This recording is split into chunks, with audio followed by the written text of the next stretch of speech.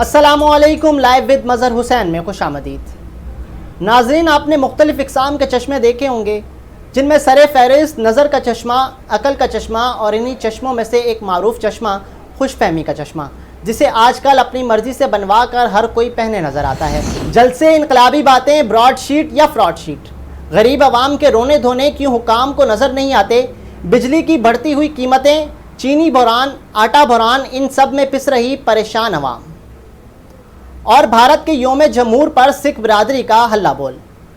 Programme کا آغاز کرتے ہیں۔ بھارت نے 25 جنوری کو اپنے آئین کی 1950 میں منظوری دی تھی۔ اس وقت سے اب تک اس روز کو یوم جمہور کے طور پر منایا جاتا ہے۔ ہندوستان کے 72ویں یوم جمہوریہ پر بھارتی شہری اپنی شناخت تلاش کرنے پر مجبور ہیں۔ مودی نے لاکھوں اقلیتوں کو پناہ گزیر بنا کر رکھ دیا۔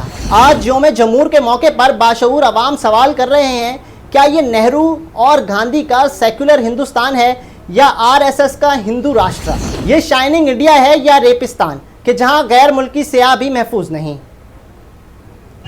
دہلی کی سڑکوں پر سینکڑوں ٹریکٹروں پر سوار رنگ برنگی پگڑیاں پہنے سکھ کسانوں نے بھارت اور کسان اتحاد کے جھنڈے اٹھائے رکھے تھے۔ وہ وزیر اعظم نریندر مودی اور ان کے کالے قوانین کے خلاف نعرے بازی کر رہے تھے۔ ریلی میں ہزاروں افراد پیدل مارچ کرتے، ناچتے گاتے دہلی میں داخل ہوئے۔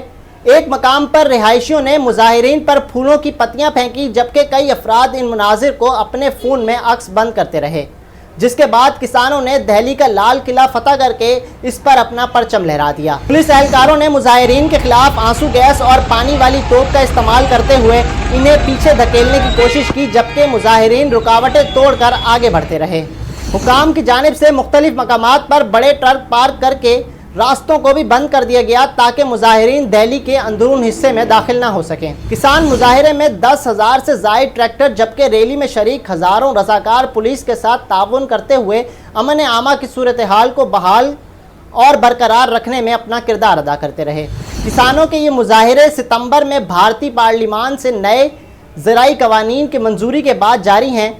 مودی حکومت بضد ہے کہ نئے قوانین کسانوں کے لیے فائدہ مند ہوں گے اور ان میں نجی سرمایہ کاری سے پیداوار میں اضافہ ہوگا، لیکن کسانوں کو خدشہ ہے کہ زراعت کو کمرشلائز کرنے سے ان کی مالی مشکلات میں اضافہ ہوگا۔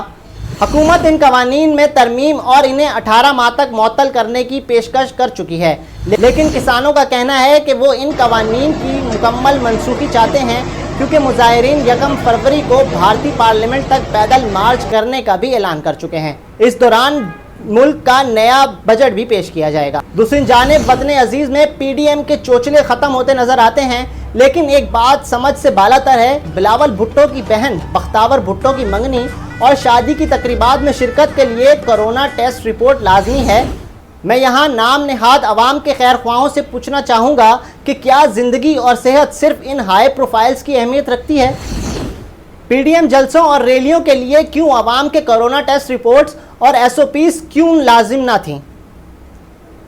اگر بات براڈ شیٹ کی جائے تو یہ بات بھی صاف ہو چکی ہے کہ براڈ شیٹ ایک جعلی کمپنی تھی اور نیب کے ساتھ معاہدے اور اس کمپنی کے قیام کے بعد سے لے کر اختتام تک معاہدے کے سارے کردار نوسر باز تھے۔ افسوسناک بات تو یہ ہے کہ نوسر بازی کے ذریعے پاکستان کو لوٹنے میں اہم کردار پاکستانیوں کا ہی تھا، لیکن 20 سال قبل ہونے والے نام نہاد براڈ شیٹ نامی کمپنی اور نیب کے درمیان معاہدے کا شور اب کیوں اٹھایا جا رہا ہے؟ اس کا جائزہ لینا ضروری ہے، کیونکہ ایک غیر ملکی عدالت کے حکم پر پاکستان کو جرمانہ ہوا۔ شاید پاکستان اپنے کیس کی صحیح پیروی نہیں کر سکا یا اس میں دلچسپی ہی نہیں لی گئی۔ اس معاہدے میں بڑے اتار چڑھاؤ بھی آئے۔ موجودہ حکومت نے خود اس قصے کو اچھالا اور اب تک اچھال رہی ہے۔ ایک طرف وزیر اعظم عمران خان نے سمجھداری کا مظاہرہ کرتے ہوئے بیان دیا ہے کہ موجودہ حکومت کا براڈ شیٹ یا نیب معاہدے سے کوئی تعلق نہیں، اور جو رقم ان کی حکومت نے ادا کر دی ہے یہ مجبوری تھی، ورنہ اس پر 5,000 یومیہ سود کا اضافہ ہوتا۔ تاہم وزیر اعظم نے یہ بالکل درست اور قانونی بات کی ہے، لیکن حکومت کا یہ موقف اور بیانات قابل فہم اور تلخی بڑھانے کے لیے مترادف ہیں کہ براڈ شیٹ کی کوششوں سے نواز شریف اور ان کے ساتھیوں کے اربوں روپے کے جائیداد کا سراغ ملا اور براڈ شیٹ پاناما 2 ثابت ہوگا۔ سوال یہ ہے کہ اگر براڈ شیٹ کے ذریعے اس طرح کے معلومات ملی ہیں تو پھر یہ شور و غل کیسا؟ حکومت دریافت شدہ جائیدادوں سے ریکوری کرتی اور معاہدے کے مطابق اس کمپنی کو معاوضہ ادا کیا جاتا۔ پھر کیس بننے اور کیس لڑنے کی ضرورت ہی کیوں پیش آئی؟ لیکن حقیقت تو یہ ہے کہ براڈ شیٹ نامی نام نہاد کمپنی نے معاہدے کا 10% بھی کام نہیں کیا، پھر بھی پاکستان سے خطیر رقم وصول کر لی۔ اگر حقیقت پسندانہ نظر سے دیکھا جائے تو اس معاہدے میں اس وقت کے چیئرمین نیب ریٹائر جنرل امجد نے اس وقت کے حالات کے مطابق 2000 میں اس کمپنی سے معاہدہ کیا اور حالات کی تبدیلی اور کمپنی کی کارکردگی نہ سامنے آنے پر 2003 میں معاہدہ ختم کر دیا۔ اصل ذمہ دار تو شاید وہ لوگ ہیں جنہوں نے بعد میں کیس پر توجہ نہیں دی یا کوئی ملی بھگت ہوئی اور پاکستان کو بلا وجہ اتنا بڑا نقصان اٹھانا پڑا۔ اب حکومت نے براڈ شیٹ معاملے پر جو کمیٹی بنائی ہے اس کے سربراہ پر اپوزیشن نے اعتراض کر دیا ہے۔ اپوزیشن کو شاید یہ خوف ہے کہ حکومت براڈ شیٹ کی کہانی سے جھوٹے انکشافات کشید کر کے ان کے لیے مزید مشکلات پیدا کر سکتی ہے، جبکہ پورے پاکستان کو معلوم ہو چکا ہے کہ براڈ شیٹ نامی جعلی کمپنی کی کوئی کارکردگی ہی نہیں تھی اور یہ 20 سال پرانا کیس صرف جرمانے کی وجہ سے سامنے آیا اور موجودہ حکومت نے خواہ مخواہ اس کو اچھال کر اپوزیشن کے خلاف استعمال کرنے کی غیر دانشمندانہ کوشش کی ہے۔ دوسری جانب وزیر اعظم عمران خان ملک کی درست سمت اور پی ڈی ایم کی حالت دیکھ کر کہتے ہیں کہ ملک میں انقلاب آ رہا ہے۔ یہ کیسا انقلاب ہے جو غریب کی مہنگائی سے کمر توڑ کر برپا کیا جا رہا ہے؟ یہ کیسا انقلاب ہے جو بے روزگار، بھوکے اور غریب عوام کو نظر نہیں آتا؟ یہ کیسا انقلاب ہے جو اسٹیل مل، ریڈیو پاکستان جیسے اداروں کو بند کرنے سے آتا ہے؟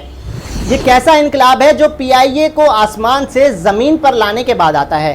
یہ کیسا انقلاب ہے جو پولیس اور مختلف اداروں میں اصلاحات کرنے کی ناکامی سے آتا ہے؟ تو خدارا خان صاحب، آپ اس ملک میں ایسا انقلاب لائیں جس سے غریب کو ریلیف ملے اور وہ سکھ کا سانس لیں، کیونکہ اب اس ملک کا غریب گھبرا چکا ہے۔ اب تک کے اتنا ہی۔ مظہر حسین کو اجازت دیجیے، دعاؤں میں یاد رکھیے گا، پھر ملاقات ہوگی۔ اللہ نگہبان۔